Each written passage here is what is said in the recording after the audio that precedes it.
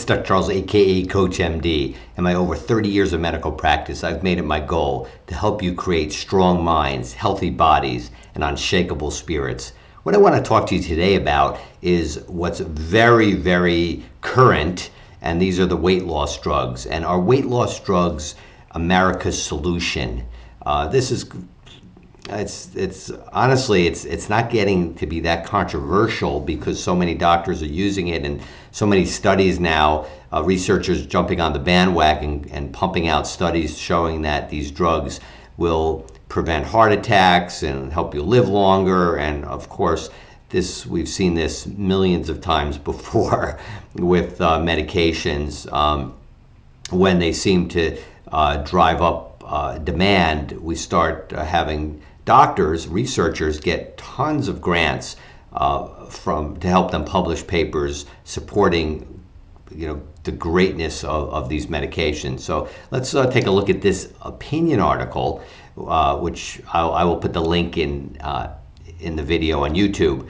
With the growing popularity of weight loss drugs, numerous pharmaceutical companies are currently seeking a piece of this lucrative market. Now, I'm going to scan through this rather lengthy op-ed just so we can get to some key points. Now, we've heard of some of the more common medications like Ozempic, which is Novo Nordisk's with major pharmaceutical companies product, and obesity drug Wegovy, which has helped people lose weight. It's no doubt. I saw that when I was practicing. These medications are typically injectable. They're derived mostly from research that was done on the Gila monster, which is the big giant lizard in the deserts in Arizona and in North America. These big lizards which don't eat more than once a year, and studies determining why that would happen ended up with the development of these drugs.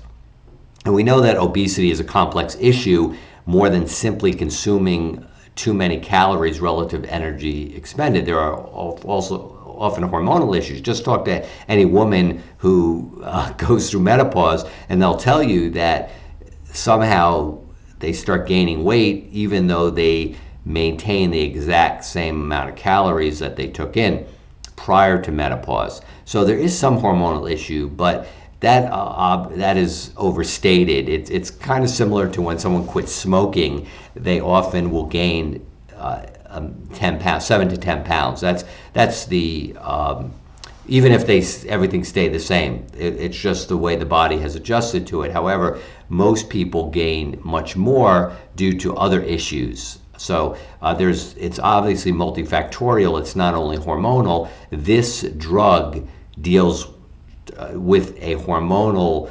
a hormone in your body that has to do with your desire to eat and to feel satiated, to feel full. And it will decrease your appetite, basically. It's kind of similar to when someone has lap band surgery. It shrinks the stomach, so there's less coming in. That kind of goes directly with the idea of you eat less, you lose weight, or you eat less, you don't gain weight. So that kind of goes against the hormonal issues, but this is dealing with a specific hormone in the body. So we don't know what the fallout's going to be, and to that many years from now. The average weight of an American adult began climbing in the early 1960s. Organizations like Weight Watchers began at this time, offering a variety of programs to help those struggling with their weight to gain control. Yet the success of such programs has been limited, given that every person is unique and has their own weight management issues to deal with. So that's very true, and that's why just dealing with the issue by giving medications may not be the answer. And that's what, if history is an indicator, the answer is most likely no. The answer to the question of will a pharmaceutical intervention solve the nation's obesity problem? I agree totally. It may in the short term, but who knows what the fallout's going to be. A pill or injection is certainly an attractive option for those suffering with obesity. It is. You take it, you lose weight. I know many people, both in my practice when I was practicing and and now family and friends who have lost 30, 40, 50 pounds using different varieties of this medication. It's attractive. However, it does not require motivation, compliance, and active participation. Well, somewhat. You just have to inject yourself once a week. And so that you have to be compliant with that. However, that's a lot easier than every day waking up, deciding what you're going to eat, what you're not going to eat, how you're going to do different things differently. If any one of these is lacking, the person may not stick with the treatment plan. Then there are costs. For example, Ozempic may cost as little as $25 a month for those who have health insurance, whose health insurance covers it. I'm not going to go over the costs of these things because, yes, that is an issue, but as we know, many people will pay whatever it takes if they're going to deal with something that's going to be corrective, and especially, now I'm going to say something that's going to be controversial here, a lifestyle illness. Obesity, for the majority of people, is a lifestyle illness. So you can argue with me, you can cancel me, you can do whatever, but I was in practice for over 30 years. I dealt with a lot of people, a lot of patients, and a lot of people came to me, and I know this, trying to convince me that they really don't eat a lot. They eat salads. I don't know why I'm gaining weight. All I eat is salads. Is that being truthful? I don't think so. What most of the time people will do, and you don't realize it, is you will look at somebody else and say, well, I don't eat as much as they do. How come I'm gaining weight?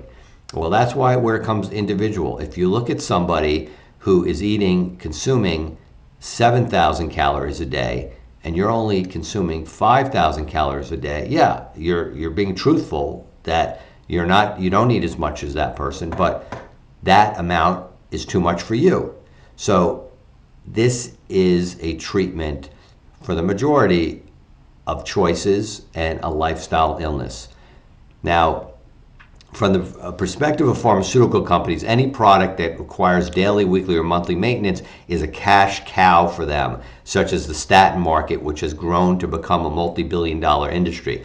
I'm going to be beginning a podcast, the CoachMD podcast, soon. I'm going to talk a lot about this kind of stuff.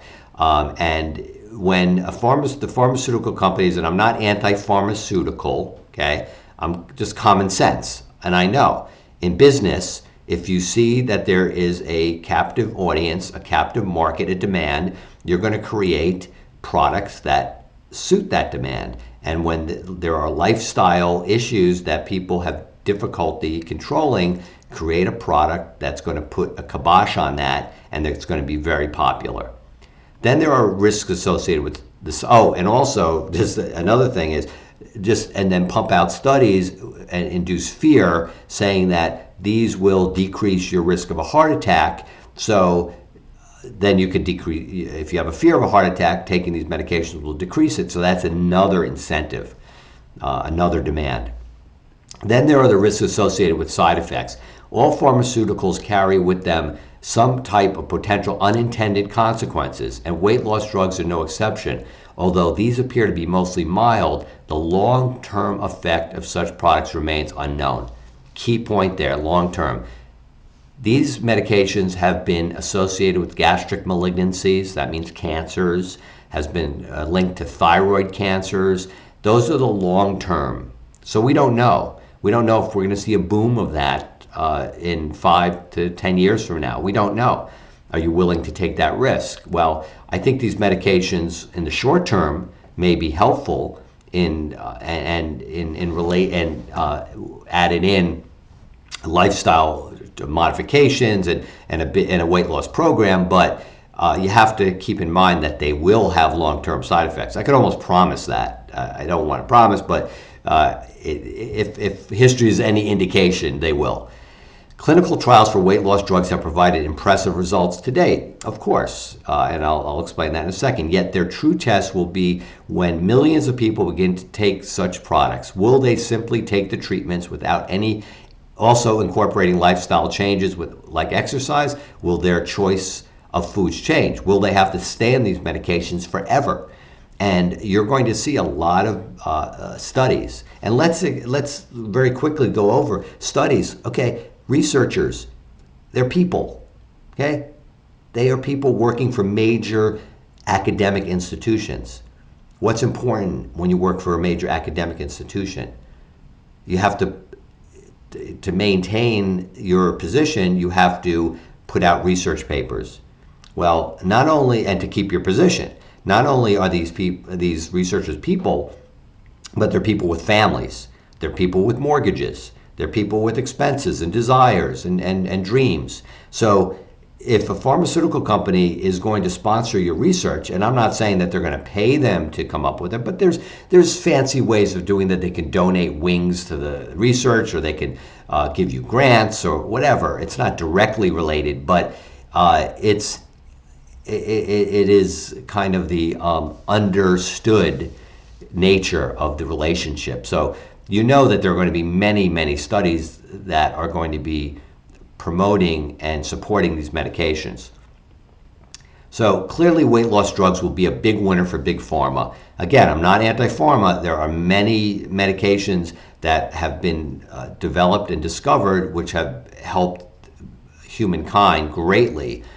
However, that said, they've also been manipulated and used and also caused some harm when they're overused or not used with the proper intentions or indications. They will also likely provide benefits to those who are obese and are motivated to address it. The future impact of such products on the population remains promising but unclear.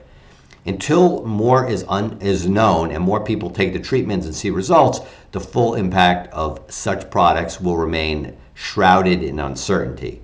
As we all know, when something sounds too good to be true, it usually is. How weight loss drugs fit into this calculus is a story that is being written in real time. So let me know what you think. I really would love to hear from you. Like, subscribe to this channel. As I said, I'm going to be starting a podcast, so I'll be able to talk to people live. And I'm not looking for experts in fields. What I want is regular people going through regular experiences with regular doctors. And also I'm going to have a part of my podcast which will be called That Happened, where people can share with me coincidences that have happened in their lives that have shaped their lives. And then we can delve into some of the other aspects of what I love to talk about with people, and that's more the mind, body, spirit, and how all of that has to be balanced for true wellness and health.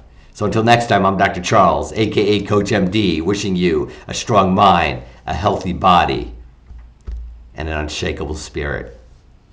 Bye for now.